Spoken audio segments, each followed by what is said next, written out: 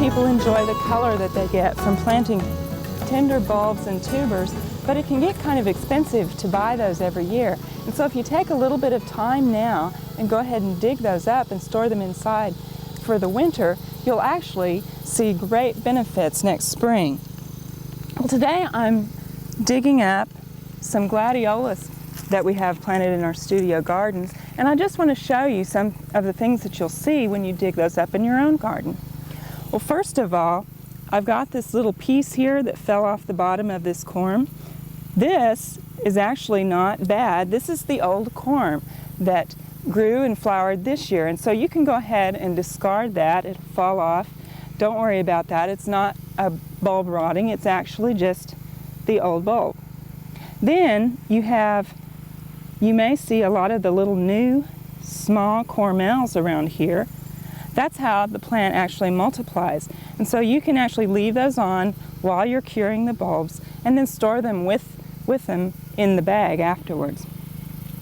Now, what I want to do first of all is go ahead and cut the foliage off to about 4 to 5 inches above, and then lay these out on a mesh screen, or I've got a tray here that I've laid them out on, and let those dry for about 3 weeks. Well, you'll notice that I just knocked the dirt off. I did not wash these. You do not want to wash them off. You want to just knock as much dirt off as you can, let them dry, and then you can go ahead and dust the rest of the dirt off after it's dry. But be sure not to wash them because that can cause them to rot.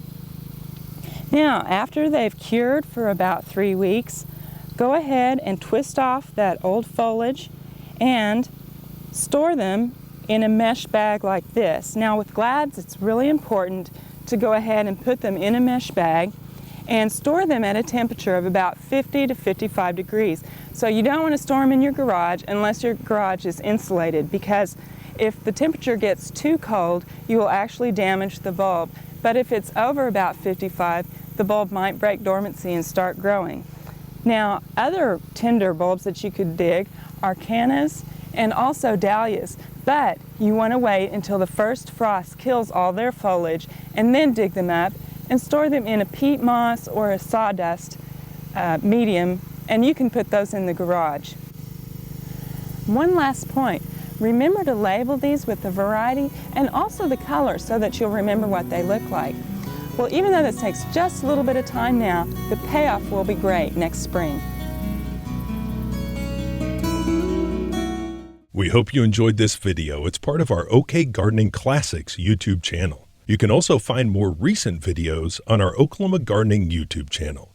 And join us on social media for great gardening tips, photos, and discussion.